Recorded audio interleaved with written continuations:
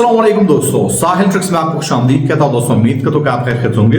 दोस्तों जैसे आप जानते हैं कि कल एक इंपॉर्टेंट मीटिंग हुई जिसको चेयर किया मोहम्मद बिन सलमान ने, और जिसमें यह फैसला किया गया कि सनदी शोबे से वाबस्ता गैर मुल्कियों की जो फी है उसको हमेशा के लिए खत्म किया गया है।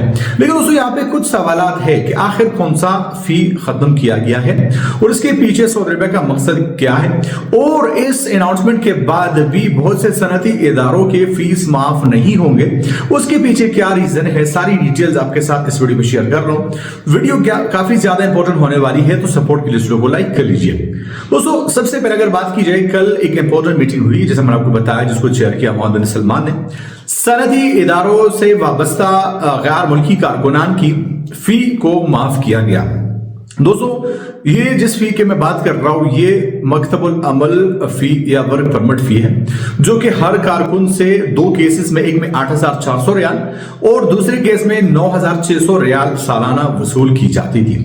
अब बहुत सारे ऐसे सनती इदारे हैं जिनका अभी भी फीस माफ नहीं होगा और इसका फैसले का उस पर कोई भी इफेक्ट नहीं होगा। दोस्तों कल जो फैसला आया है उसमें यह बताया गया है वो सनती इदारे जिनको लाइसेंस मिला हुआ है, लाइसेंस याफ्ता सनती इदारों की वर्क परमिट फी गैर मुल्की कारकुनान की लाइफ टाइम के लिए खत्म की गई है।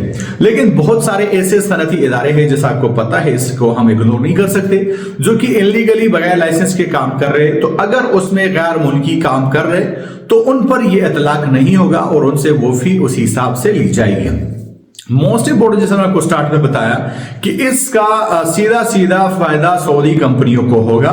सऊदी अरब गवर्नमेंट ने यह फैसला भी इसलिए किया है ताकि सऊदी कंपनियों को फायदा पहुंच जाए, लेकिन इनडायरेक्टली यहां पे सनती शोबे से वाबस्ता गैर मुल्की कारकुनान को भी फायदा पहुंच रहा है। दोस्तों अब इस वीडियो को देखने के बाद आपके मन में ऐसा कोई भी कंफ्यूजन नहीं होगा कि कौन से लोगों का फी माफ हुआ है और क्यों माफ हुआ है और कौन से लोगों का फी माफ नहीं होगा। तो मैं मतलब आपसे एक वीडियो के साथ, तब तक ले दीजिए इजाजत। अल्लाह हाफिज।